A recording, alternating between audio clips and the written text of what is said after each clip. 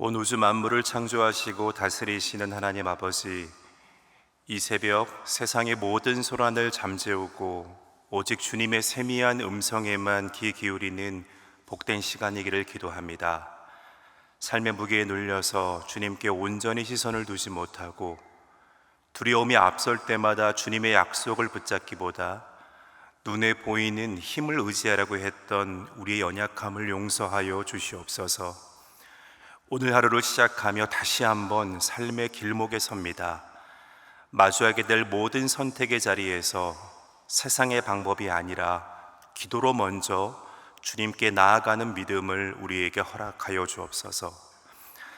하나님 아버지, 선지자 아모스를 통하여 선포하신 애끓는 주님의 말씀을 우리가 붙듭니다. 처녀 이스라엘이 엎드려졌으며 다시 일어나지 못하리로다, 이렇게 말씀하시며 탄식하시는 주님의 음성을 들으며 화려함 속에 쇠락해가는 우리의 영적인 현실들을 돌아봅니다. 언제부터 주님을 찾기보다 인간의 지혜와 계획이 모이는 베델을 찾아 헤맸고 종교적 열심의 상징인 길갈과 브엘세바로 달려가면서도 정작 살아계신 주님을 구하지는 않았습니다. 참으로 우리가 의지했던 베델은 성공이라는 우상이요, 물질이라는 신전이며 세상의 이념이라는 제단이었음을 고백합니다. 주님께서는 너희는 나를 찾으라, 그리하면 살리라고 애타게 부르시는데 저희는 헛된 것을 찾다가 비참함의 문턱에 이르렀습니다. 정의를 순수구로 바꾸며 가난하고 힘없는 자들의 목소리를 외면하고 공의를 땅에 던져버린 이 세대의 죄악을 용서하여 주시옵소서. 헛된 신기루를 좇는 것을 멈추고 오직 주님을 찾고 또 찾음으로 참된 생명과 소망을 얻는 복된 심령이 되게 하여 주시옵소서. 하나님, 회개하는 심정으로 이 나라의 안보와 번영을 위하여 간구합니다. 급변하는 세계 정세 속에서 주님을 찾는 지혜가 이 나라의 외교와 국방의 근간이 되게 하여 주시옵소서.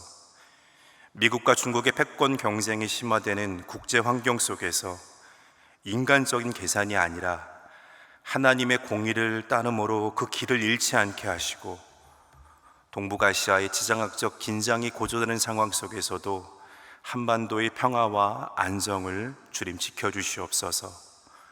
글로벌 경제의 불확실성과 또 공급망의 재편 등의 도전 앞에서 정직과 성실로 기업을 일구는 이들에게 창의와 혁신의 영감을 더하여 주시고 우리 경제가 새로운 성장 동력을 발견할 수 있도록 도와주시옵소서. 위정자들로부터 국민 모두에 이르기까지 우리 민족이 하나가 되어서 눈앞의 어려움을 믿음으로 극복하는 지혜와 용기를 허락하여 주시옵소서. 세상을 두루 돌보시는 아버지 하나님, 풍성한 수확을 거두고 감사하는 이 땅의 가을을 보며 굳게 닫힌 북녘 땅에도 하나님의 은혜로 풍성한 결실이 맺히기를 간절히 기도합니다. 메마른 저 땅에 생명의 단비가 내리고 억압과 고통의 사슬이 끊어져 참된 자유와 평화를 누리는 그날을 소망합니다. 하나님께서 저 북녘 땅을 포기하지 않으셨음을 믿기에 우리 또한 기도의 씨앗을 쉬지 않고 심게 하여 주시옵소서.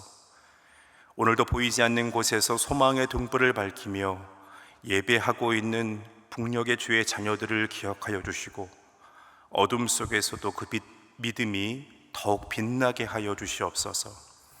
그 땅에서 예배하는 내지 선교사들의 기도와 찬양이 오늘도 하늘의 문을 열게 하실 줄 믿습니다. 성령께서 이들을 보호하시며 성전 문지방에서 흘러나왔던 그 은혜의 강물이 예배하는 그곳에서부터 흘러 넘치게 하여 주시옵소서. 남미 파라과이에 나가 있는 청년부 선교팀을 위하여 기도합니다. 선교기간 댕기열에 걸려서 고생하다가 회복 중인 선교팀의 한 자매를 하나님께서 지켜주실 줄 믿습니다. 귀국을 위한 36시간의 긴 비행 일정을 감당할 몸이 되지 않아서 회복 후에 돌아올 예정입니다. 하나님, 자매에게 치료의 강선을 비추어 주시고 온전히 회복시켜 주셔서 건강하게 귀국할 수 있도록 하여 주시옵소서. 불안하고 염려하고 있을 자매의 마음에 평안을 주시고, 다른 청년부 선교팀원들도 일정을 잘 마치고 긴 여정 무사히 귀국할 수 있도록 도와주시옵소서. 예배 후 교회에서 이상종 원로 장로님의 발인 예식이 있습니다. 주님의 몸된 소망교회와 국가를 위하여 헌신한 장로님을 하나님께서 직접 마중 나오시고 잘하였도다 착하고 충성된 종아 칭찬하셨음을 믿습니다. 장로님을 천국 환송하는 가족들과 성도들에게 참된 하나님의 위로가 있게 하여 주시옵소서. 이제 겸손한 마음으로 생명의 말씀을 받습니다. 주의 말씀을 통하여 우리의 굳은 마음이 녹아내리고 교만한 생각이 부서지게 하시며 오직 주님의 진리만이 우리 영혼을 가득 채우게 하여 주옵소서. 언제나 우리를 사랑으로 인도하시는 우리 주 예수 그리스도의 이름으로 기도드립니다. 아멘. 오늘 하나님께 주신 말씀은 아모스 5장 1절에서 9절의 말씀입니다. 아모스 5장 1절에서 9절의 말씀입니다. 함께 말씀을 읽습니다. 이스라엘 족속아, 내가 너희에게 대하여 애가로 지은 이 말을 들으라. 처녀 이스라엘이 엎드려졌으며 다시 일어나지 못하리로다. 자기 땅에 던지우며 일으킬 자 없으리로다. 주 여호와께서 이와 같이 말씀하시되 이스라엘 중에서 1000명이 행군에 나가던 성읍에는 100명만 남고 100명이 행군에 나가던 성읍에는 10명만 남으리라 하셨느니라. 여호와께서 이스라엘 족속에게 이와 같이 말씀하시기를 너희는 나를 찾으라. 그리하면 살리라. 베델을 찾지 말며 길갈로 들어가지 말며 브엘세바로도 나아가지 말라. 길갈은 반드시 사로잡히겠고 베델은 비참하게 될 것이라 하셨나니 너희는 여호와를 찾으라. 그리하면 살리라. 그렇지 않으면 그가 불같이 요셉의 집에 임하여 멸하시리니 베델에서 그 불들을 끌 자가 없으리라. 정의를 순수으로 바꾸며 공의를 땅에 던지는 자들아, 묘성과 삼성을 만드시며 사망의 그늘을 아침으로 바꾸시고 낮을 어두운 밤으로 바꾸시며 바닷물을 불러 지면에 쏟으시는 이를 찾으라. 그의 이름은 여호와시니라. 그가 강한 자에게 갑자기 패망이 이르게 하신즉 그 패망이 산성에 미치느니라. 아멘. 여러분, 한창 축제가 열리고 있는 마을을 한번 상상해 보시기 바랍니다. 풍성한 음악이 있고요, 또 흥겨운 풍성한 음식과 흥겨운 음악이 있고 또 사람들의 웃음소리가 그 마을 가운데 가득할 겁니다.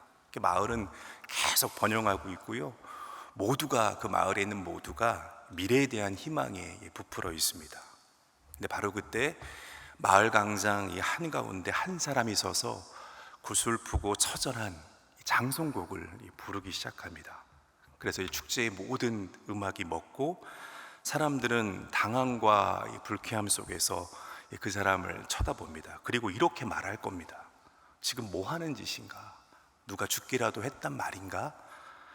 오늘 본문의 1절은 바로 이와 같은 장면을 우리의 머릿속에 그리도록 합니다. 선지자 이 아모스가 활동할 당시에 이스라엘은 그들을 괴롭히던 이 강대국 아수르의 세력이 잠시 약화된 그런 시기였습니다. 그 틈을 타서 이스라엘이 무역량을 늘려갔고요, 그래서 이스라엘 백성들의 생활이 윤택해지기 시작했습니다. 이스라엘 백성들은 점차 흥황하는 것 같았고 또 이스라엘의 풍요를 주위의 나라 사람들이 부러워했습니다. 아마 점점 더 이 나라가 풍요할 거라는 기대가 그 이스라엘 백성들의 그 마음에 팽배했을 것입니다. 바로 그 축제의 한복판에 하나님은 선지자 아모스를 세우시고 지금 살아있는 그들을 위해서 장송곡, 즉 이 애가를 부르게 하셨습니다. 여러분, 장송곡은 죽은 사람을 위해서 부르지 않습니까? 아모스가 지금 이 이스라엘을 향해 부르는 이 애가는 하나님 보시기에 이들이 죽은 자라는 그런 선고입니다. 물론 이들이 살아 있었습니다. 이들의 경제가 활발했고요, 또 국방도 튼튼했고 이들의 그 성전에서는 제사가 끊이지 않았습니다. 그들은 스스로 가장 생명력 있는 그런 넘치는 시대에 살고 있다 라고 그렇게 믿었습니다. 하지만 하나님 보시는 이 생명의 기준은 달랐다는 겁니다. 여러분, 뿌리로부터 단절된 꽃이 화병 안에서 잠시 화려하게 그렇게 피어 있을 수는 있지만 뿌리가 단절된 그 꽃은 이미 죽은 생명이잖아요. 하나님과의 관계가 끊어진 이스라엘은 영적으로 이미 죽은 자와 다름없다라는 것입니다. 당시에 이들의 예배는 참 분주했습니다. 하지만 거기에 하나님을 향한 사랑이 없었습니다. 그들의 기도는 참 뜨거웠습니다. 그러나 이웃을 향한 공의와 정의가 그 가운데 없었습니다. 심장은 뛰고 있었지만 영혼은 싸늘하게 식어버린 것입니다. 7절의 말씀은 이들의 실상을 이렇게 선언합니다. 정의를 쏜쑥으로 바꾸며 공의를 땅에 던지는 자들아. 하나님은 그 외형에 속지 않으십니다. 이들의 영혼 깊은 곳에 숨어든 그 죽음을 하나님은 보셨고 그 실상을 향해서 슬피 이렇게 노래하게 하셨습니다. 여러분, 이 아모스가 부르고 있는 이 애가는 오늘 우리에게도 묻고 있습니다. 나의 이 신앙의 분주함, 그 상황 속에 그 중심에는 무엇이 있는가?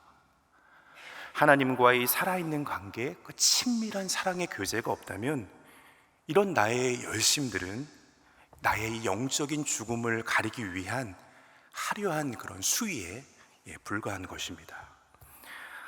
이러한 아모스의 애가는 냉정한 또 심판갈이 내리는 사무적인 이런 사망 선고만은 아닙니다. 이 애가는 사랑하는 사람을 잃은 그 가슴에서 터져 나오는 비통한 그런 절규이기도 합니다. 이 아모스의 애가는요, 하나님의 눈물이라는 겁니다.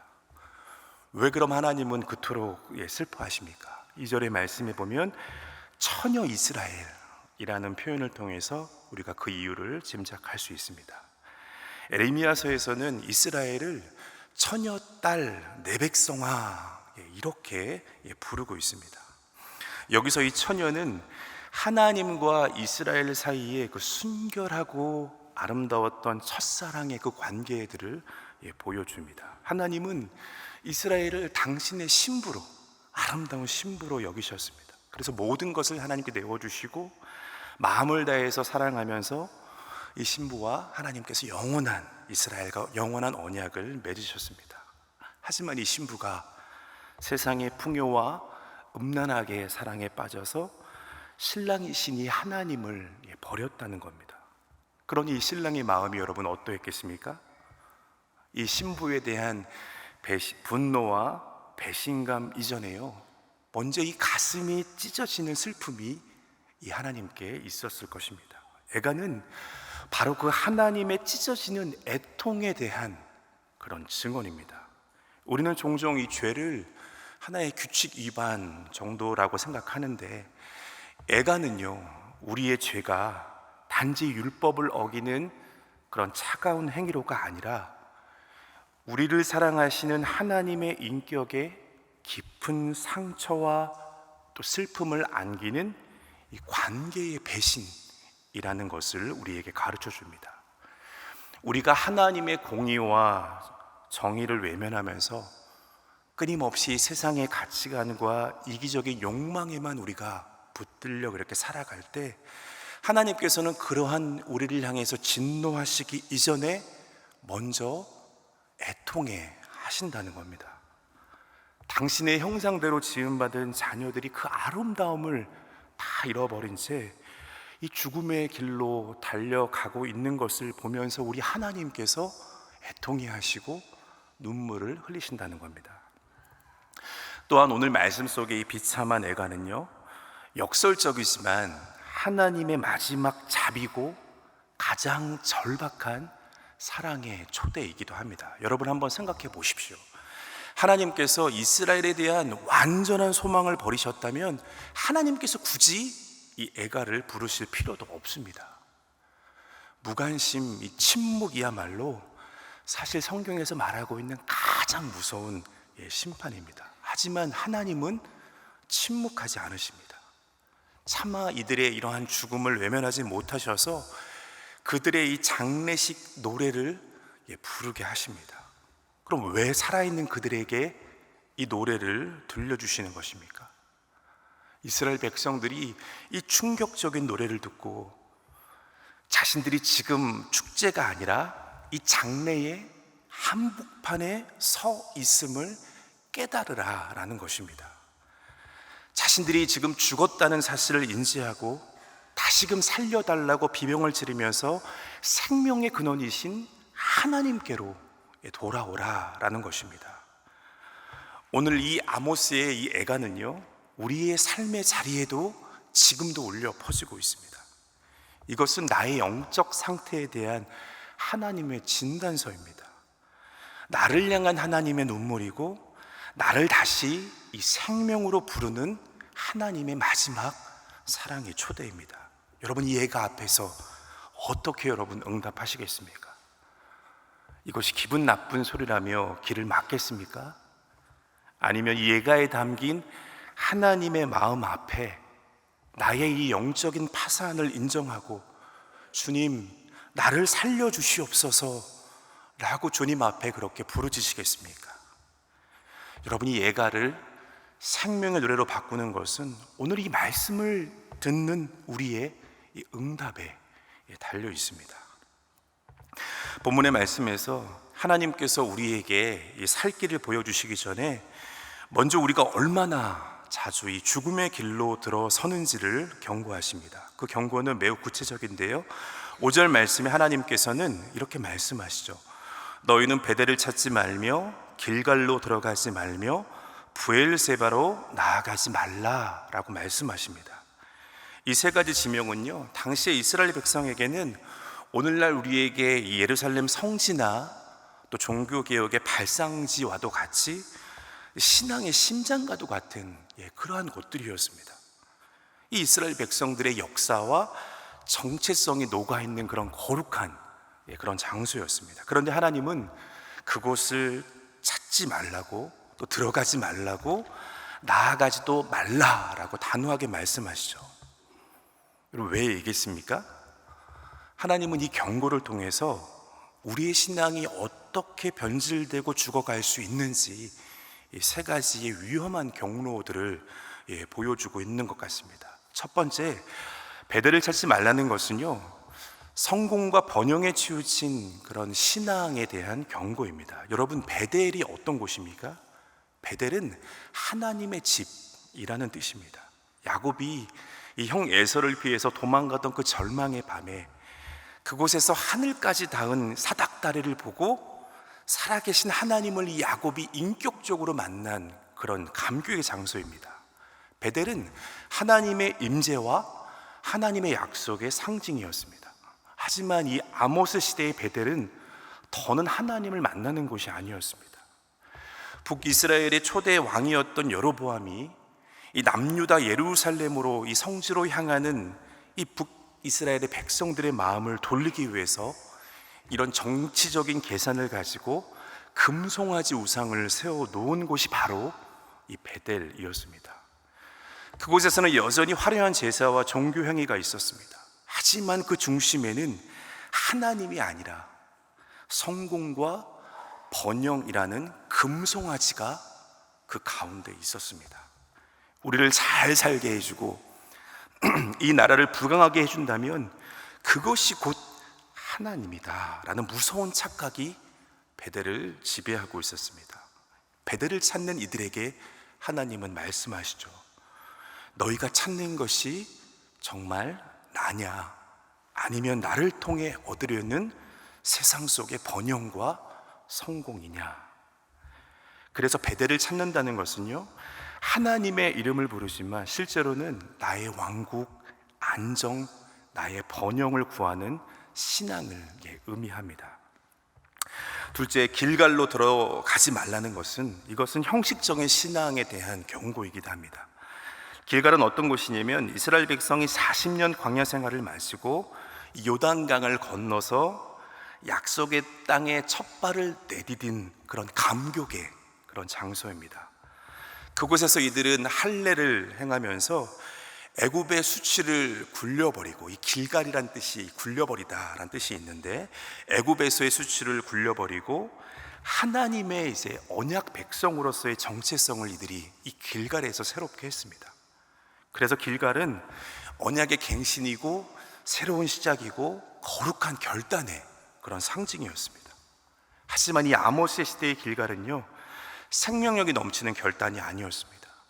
죽은 전통과 종교적인 관습만 남은 곳이었습니다. 그들은 길갈에 모여서 이 조상들이 행했던 종교 의식을 되풀이했어요. 그 의식에 참여하는 것만으로 자신들이 충분히 거룩하고 신앙이 좋다라고 착각했다는 겁니다. 이들이 마음의 할례를 행하지 않고, 즉 이 삶의 변화와 회개는 없으면서 겉으로 드러나는 이 종교적인 행위에만 이들이 머물러고 몰두했다는 것입니다. 하나님은 이들에게 말씀하시죠. 너희의 그 열심이 나를 향한 사랑이냐, 아니면 너희의 종교적인 의무감이나 자기 만족이냐 라고 묻고 있다는 겁니다. 셋째, 브엘세바로 나아가지 말라. 이것은 자기 중심적인 신앙에 대한 경고입니다.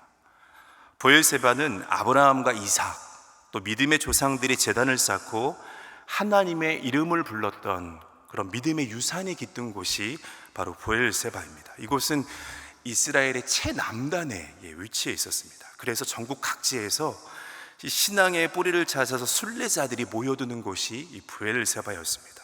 이 브엘세바는 믿음의 전통과 신앙의 계승을 상징하는 그런 장소였습니다.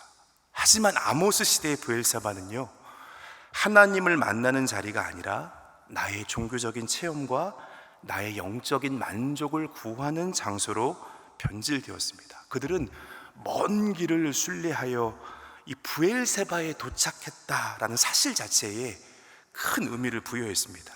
나는 이렇게 힘든 순례길에도 오를 만큼 내 신앙이 이렇게 깊다. 자기 위안과 영적인 자랑만 가득했습니다. 이들의 관심은 하나님이 누구신지가 아니고 그곳에서 내가 어떤 특별한 은혜를 받고 어떤 신비한 체험을 할 것인가, 거기에 있었다는 겁니다. 하나님은 그런 이들에게 말씀하시죠. 너희가 그곳까지 와서 찾는 것이 정말 나의 얼굴이냐, 아니면 너희 자신의 영적인 쾌감이냐 라고 묻고 있다는 겁니다. 사랑하는 여러분, 그렇다면 하나님께서 지금 이 말씀 속에서 가지 말라고 경고하시는 베델과 길갈과 브엘세바를 떠나서 우리는 어디로 가야 합니까? 하나님께서는 오늘 이 아모스를 통해서 비참한 애가를 부르게 하시면서 탄식으로만 끝내지 않으셨습니다. 오늘 본문의 4절과 6절과 8절 말씀에 반복해서 우리에게 유일하게 살 길을 분명하게 제시하고 있습니다. 그것은 바로 너희는 나를 찾으라, 그리하면 살리라 라는 주님의 선포입니다. 그리고 8절과 9절의 말씀은, 오늘 본문의 8절과 9절의 말씀은 우리가 찾아야 될 하나님의 얼굴이 어떤 것인지를 우리에게 선포합니다. 8절은요, 여호와 하나님이 창조주이심을 노래하고 있는데요, 우리 8절의 말씀을 함께 읽겠습니다. 묘성과 삼성을 만드시며 사망의 그늘을 아침으로 바꾸시고 낮을 어둠으로 밤으로 바꾸시며 바닷물을 불러 지면에 쏟으시는 이를 찾으라. 그의 이름은 여호와시니라. 우리가 찾아야 할 분은 성공이라는 금송아지 이 베델이 아니라 온 우주를 만드시고 지금도 다스리시는 창조주 하나님이십니다. 우리가 붙들어야 할 것은 죽은 종교적인 이 형식 길갈이 아니라 사망의 그늘과 같은 우리의 절망을 이 생명의 아침으로 바꾸시는 우리 능력의 하나님이십니다. 우리가 경험해야 할 것은 자기 만족의 영적 쾌감, 이 브엘세바가 아니라 밤을 낮으로, 낮을 밤으로 바꾸시는 천지의 주제이신 하나님 그 자체의 임재입니다. 하나님을 찾을 때 죽은 우리에게 생명의 빛이 비치기 시작한다는 것입니다. 동시에 9절의 말씀은 여호와 하나님이 심판주이심을 경고하는데요. 우리 9절의 말씀도 함께 읽겠습니다. 그는 강한 자에게 갑자기 패망이 이르게 하신즉 그 패망이 산성에 미치느니라. 우리가 의지했던 세상의 힘, 우리가 자랑하던 견고한 산성은 오늘 이 말씀처럼 하나님 앞에서 한순간에 무너져 내리는 것들입니다. 이스라엘은 자신들의 군사력과 경제력을 믿었지만 하나님은 그 모든 것이 한순간에 패망에 이를 것이다 라고 그렇게 말씀하십니다. 우리가 하나님을 찾는다는 것은 내가 쌓아올린 이 강함과 나의 견고함을 내려놓고 이 창조주이시며 동시에 심판주이신 하나님 앞에 저와 여러분들이 겸손하게 엎드리는 것입니다. 또 그분의 공의와 정의의 심판대 앞에 바로 서는 것입니다. 사랑하는 여러분, 하나님께서는 오늘 이 아모스의 애가를 통해서 우리의 영적인 실상을 비추십니다. 혹시 나의 신앙은 이 성공을 구하는 베델에, 또 형식만 남은 길갈에, 나 자신을 만족시키려는 이 브엘세바에 머물러 있지는 않으십니까? 그렇다면 이 죽음의 자리를 박차고 일어나야 합니다. 그리고 우리를 살리고자 눈물로 부르시는 이 하나님의 음성을 우리가 듣고 다시 주님 품으로 돌아와야 합니다. 온 우주를 지으시고 절망을 희망으로 바꾸시며 이 교만한 자를 심판하시는 창조주 하나님, 이 심판주 하나님을 우리가 찾아야 합니다. 여호와를 찾으라, 그리하면 살리라. 이 생명의 초대에 저와 여러분들이 믿음으로 응답하여 이 애가를 생명의 찬송으로 바꾸는 그런 복된 하루가 되시기를 주님의 이름으로 축원합니다. 우리 함께 주의 기도를 드립니다. 하늘에 계신 우리 아버지, 아버지의 이름을 거룩하게 하시며 아버지의 나라가 오게 하시며 아버지의 뜻이 하늘에서와 같이 땅에서도 이루어지게 하소서. 오늘 우리에게 일용할 양식을 주시고 우리가 우리에게 잘못한 사람을 용서하여 준 것 같이 우리의 죄를 용서하여 주시고 우리를 시험에 빠지지 않게 하시고 악에서 구하소서. 나라와 권능과 영광이 영원히 아버지의 것입니다. 아멘.